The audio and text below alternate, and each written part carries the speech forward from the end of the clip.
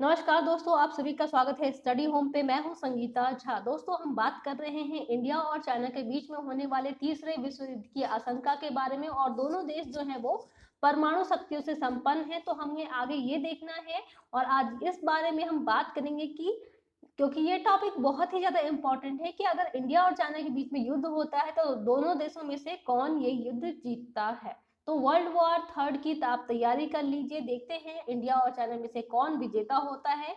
India के पास military power कितनी है, इंडिया की रैंक कितनी है पूरे वर्ल्ड में, दोनों के बीच कितने हथियार हैं और कितने खतरनाक हथियार हैं, इन सब टॉपिक के बारे में आज मैं यहाँ पे आपके साथ डिस्कस करूंगी। तो सबसे पहले हम बात करते हैं दोनों की रैंक, जो कि निर्भर करता है हमारे आर्मी के ऊपर। तो अगर हम बात करते हैं फर्स्ट रैंक की, तो यहाँ पे यूनाइटेड स्टेट ऑफ अमेरिका यानी कि यूएसए फर्स्ट नंबर पे है। उसके बाद आप बात करते हैं रसिया की, रसिया सेकंड नंबर पे है, थर्ड नंबर पे है चाइना और फोर्थ नंबर पे है आपका India. Global fire power ranking में चाइना इंडिया के आगे है, यानी कि चाइना हमसे हर चीज में आगे है। चाइना की इकोनॉमी जो है वो चाइना अपनी इकोनॉमी का हमसे लगभग 4 गुना ज्यादा पैसा रक्षा उपकरण को खरीदने और बेचने में करता है। यानी चाइना के पास रक्षा उपकरण पे खर्च करने के लिए हमसे 4 गुना ज्यादा पैसा है। और ये पैसा कहाँ से कमाता है, वो दूसरे देशों में सस्ते उपकरण को महंगे दामों में बेचकर ये पैसा कमाता है और उसको अपने रक्षा उपकरण खरीदने में और हमारी सेना को ही विध्वंस करने में हमसे लिए गए पैसे का इस्तेमाल करता है। अगर हम बात करते हैं चाइना के जोग्राफिकल एरिया की, तो चाइना ने चाइना का जो जोग्राफिकल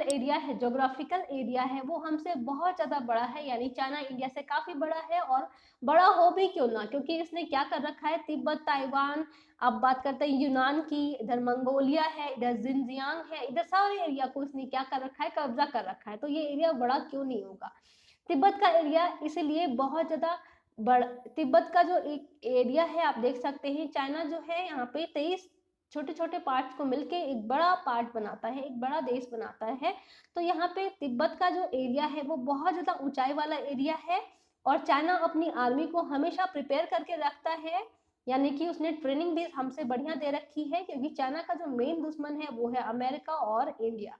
लेकिन इंडिया की जो आर्मी है उसको उतना ज्यादा ट्रेन नहीं किया गया है, क्योंकि इंडिया का जो दुश्मनी है वो सिर्फ चाइना से है या फिर पाकिस्तान से है। तो पाकिस्तान को हराना तो हमारे लिए बहुत आसान काम है, लेकिन चाइना जो है वो हमसे आगे है, तो इसीलिए हमको थोड़ी सी यहाँ पे प्रॉब्लम हो सकती है। लेकिन फिर भी इंडिया के पास बहुत सारे पॉजिटिव और प्लस पॉइंट्स हैं, तो उनके बारे में भी हम यहाँ पे आपसे बात करेंगे। तो दोस्तों, अगर हम बात करते हैं चाइना के एयरक्राफ्ट की, तो चाइना के पास है लगभग 3210 aircraft in comparison to India, और इंडिया के पास है 2123 एयरक्राफ्ट। तो इंडिया के पास ये एयरक्राफ्ट थोड़े से कम है। और चाइना के पास 1232 उसमें से कॉम्बैट एयरक्राफ्ट है, बल्कि इंडिया के पास सिर्फ 538 कॉम्बैट एयरक्राफ्ट है, जिसमें राफेल जो है वो सबसे बढ़िया है। चाइना के पास अटैकिंग एयरक्राफ्ट टोटल 371 है, और ये फिफ्थ जनरेशन के एयरक्राफ्ट है, यानी कि नए जमाने के हैं। और इसमें J-20 एयरक्राफ्ट जो है वो बहुत ज्यादा ताकतवर एयरक्राफ्ट है, आप डायग्राम में देख सकते हो। और ये एक बार में 20 टारगेट्स को बर्बाद कर सकता है अगर ये निशाना साध देता है तो। और अगर हम इंडिया की बात करते हैं, द कंपैरिजन ऑफ चाइना, तो यहाँ पे इंडिया के पास 172 अटैकिंग एयरक्राफ्ट हैं, जिनमें से सुखोई जो है वो सबसे बढ़िया है। और सुखोई एक बार में 16 टारगेट पे निशाना साध सकता है और उसको विध्वंसक और उसको बर्बाद कर सकता है, विध्वंस कर सकता है। तो चाइना के साथ प्रॉब्लम ये है कि अगर वो एयरक्राफ्ट से हमला करता है इंडिया पे, तो उसे तिब्बत से होकर भारत की तरफ आना पड़ेगा, जो कि 4000 से 5000 मीटर के ऊपर स्थित है। यानी कि उसके जो एरिया है तिब्बत का वो 4000 से 5000 मीटर ऊपर का है। और लेकिन इंडिया की अगर हम बात करते हैं तो इंडिया का पूरा एरिया जो है वो मैदानी इलाका है। तो अगर ये कॉम्बैट एयरक्राफ्ट से हमला करता है चीन हमारे इंडिया पे, तो इसको बहुत ज्यादा फ्यूल जो है इसका बर्बाद हो जाएगा, क्योंकि अगर ये 4000 5000 मीटर तिब्बत की ऊंचाई को पूरा करके इंडिया पे अटैक करता है, तो इसको 5000 मीटर और ऊपर जाना होगा, क्योंकि हम ऊपर से ही अटैक कर सकते हैं।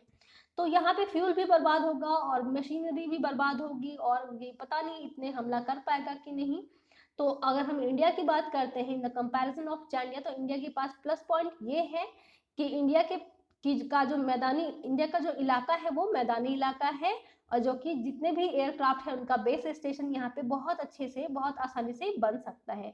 तो अगर चाइना हमला करती भी है तो चाइना इंडिया का कुछ भी नहीं बिगाड़ पाएगी। इंडिया अपने 4th जनरेशन एयरक्राफ्ट से ही चाइना को हरा देगा, और इंडिया यही चाहता है कि तुम आओ और मैं तुम पे तुरंत हमला कर दूं। तो हम बात करते हैं इंडिया के पॉपुलेशन की, जो है 1 अरब 27 करोड़, ठीक है। और यहाँ पे मिलिट्री बजट जो है ये आप देख सकते हैं 559 बिलियन है, 559 बिलियन। और अगर हम एक्टिव पर्सनल की बात करते हैं तो हमारी सेना है लगभग 21 लाख, ठीक है। और अगर हम बात करते हैं न्यूक्लियर वेपन की तो 110 से 120 हमारे पास वार हेड्स हैं। तो देखते हैं क्या होता है इंडिया और चाइना के बीच अगर युद्ध होता है तो, ठीक है। तो अगर हम बात करें यहाँ पे ट्रांसपोर्ट एयरक्राफ्ट की बात करते हैं, तो ट्रांसपोर्ट एयरक्राफ्ट चाइना के पास 224 विमान है, लेकिन इंडिया के पास 250 विमान है। यहाँ पे इंडिया जो है वो चाइना से आगे है। इंडिया के पास जो विमान है वो है आपका C-17 ग्लोब मास्टर, और ये विमान ट्रांसपोर्ट एयरक्राफ्ट है जो पूरी दुनिया में फेमस है अपनी ट्रांसपोर्ट सेवा के लिए। और ट्रांसपोर्ट विमान इसलिए भी मायने रखता है क्योंकि माना यह जाता है कि जो देश की जो एयरक्राफ्ट है वो पहले अगर ट्रांसपोर्ट करता है जितने भी आपके पास युद्धक चीजें हैं, तो अगर ये ट्रांसपोर्ट विमान इसलिए भी मायने रखता है क्योंकि माना यह जाता है कि जो पहले ट्रांसपोर्ट पहुंचाएगा उसी की विजय होगी, जो पहले सर्विसेज देगा, ठीक है। तो चाइना को तो तिब्बत तक पहुंचने में, उसको पार करने में टाइम लग जाएगा, लेकिन इंडिया के पास मैदानी इलाका होने के कारण ये आपका जो C-17 ग्लोब मास्टर एयरक्राफ्ट है इसके कारण क्या होगा, ट्रांसपोर्ट एयरक्राफ्ट के कारण इंडिया ये युद्ध भी जीत सकता है। अब बात करते हैं हेलीकॉप्टर्स की, तो चाइना के पास 911 हेलीकॉप्टर हैं और इंडिया के पास 722 हेलीकॉप्टर हैं। पर इंडिया का प्लस पॉइंट ये है कि इंडिया के पास 2 घातक हेलीकॉप्टर हैं। एक आपका Mi-17B5 जो कि बहुत ज्यादा घातक है, और दूसरा है आपका चिनूक हेलीकॉप्टर, ये भी बहुत ज्यादा घातक है। और चिनूक की पॉजिटिविटी ये है, ये प्लस पॉइंट ये है कि ये ज्यादा हाइट पे जा सकता है बहुत ही आसानी से। और अगर हम बात करते हैं अटैकिंग हेलीकॉप्टर्स की, तो चाइना के पास 281 अटैकिंग हेलीकॉप्टर्स हैं और इंडिया के पास 23 हेलीकॉप्टर हैं। इंडिया के पास अपाचे अटैकिंग हेलीकॉप्टर है जो कि विश्व प्रसिद्ध है। और अपाचे आप जानते हैं, अपाचे ने कई सारे जंग को जीता है और इसका इस्तेमाल अमेरिका ने लीबिया, सीरिया, अफगानिस्तान जैसे कई जगह पे जंग को जीतने के लिए किया है। यानी कि हम अपाचे का इस्तेमाल कर सकते हैं क्योंकि ये विश्वसनीय हेलीकॉप्टर है, अटैकिंग हेलीकॉप्टर है।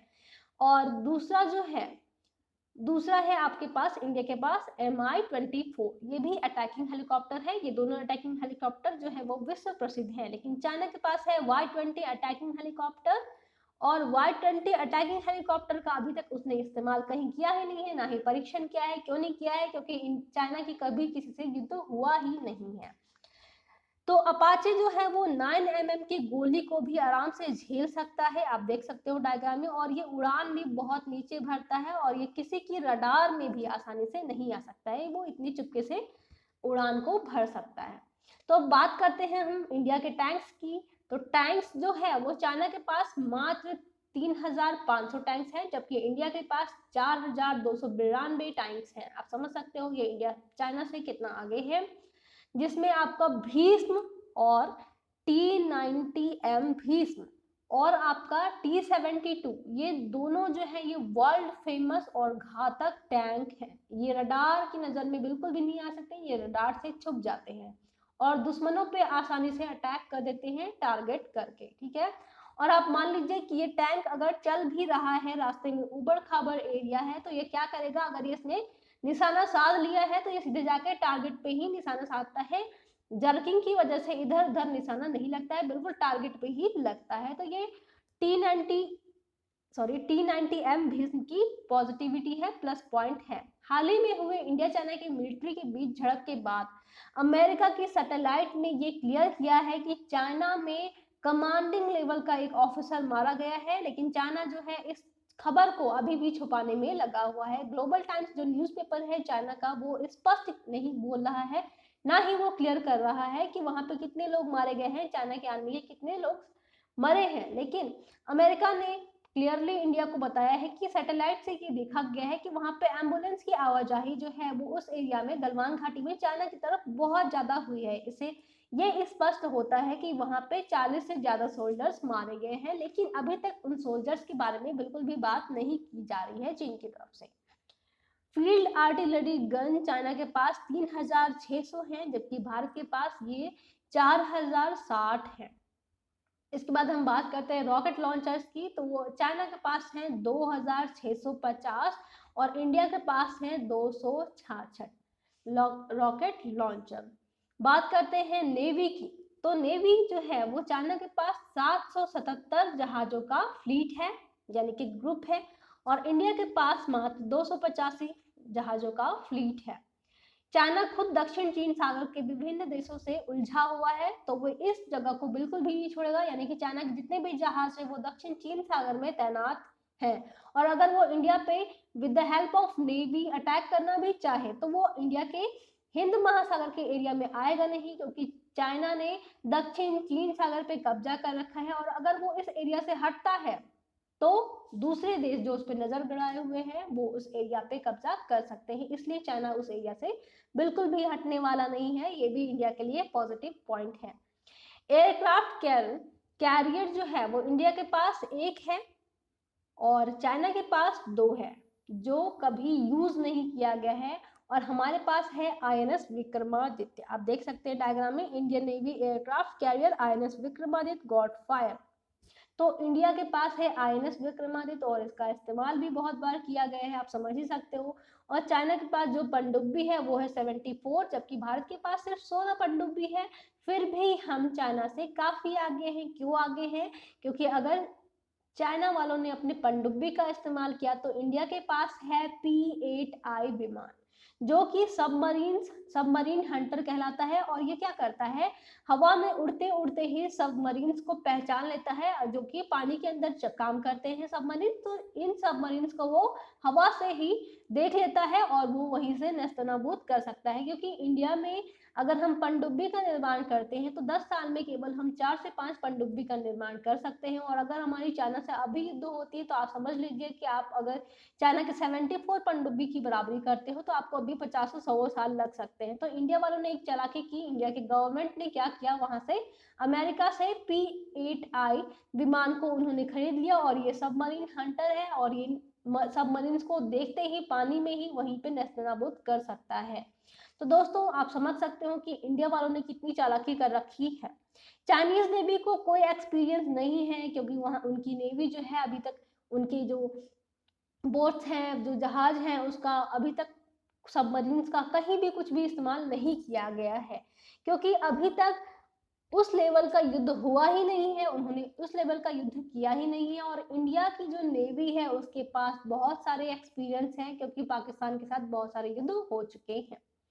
चाइना के पास एक्टिव आर्मी, जिनमें से रिजर्व आर्मी जो है, चाइना के पास 21 लाख एक्टिव आर्मी है और जिनमें से रिजर्व आर्मी जो है वो 5 लाख है, जबकि भारत के पास एक्टिव आर्मी केवल 14 लाख है। तो डरने की जरूरत नहीं है कि वहां पे 21 लाख है, हमारे पास 14 लाख है, क्योंकि हमारे पास जो रिजर्व आर्मी है भैया वो है 21 लाख। और अगर हम चाइना के पास देखते हैं तो 21 लाख प्लस 5 लाख मिलके होते हैं सिर्फ 26 लाख, जबकि इंडिया के पास अगर हम टोटल आर्मी को मिलाते हैं, जो कि आपकी active army plus reserve army होती है, तो ये हो जाते हैं आपके 35 लाख। तो डरने की जरूरत नहीं है, आप नंबर 1 पे हो आर्मी में भी।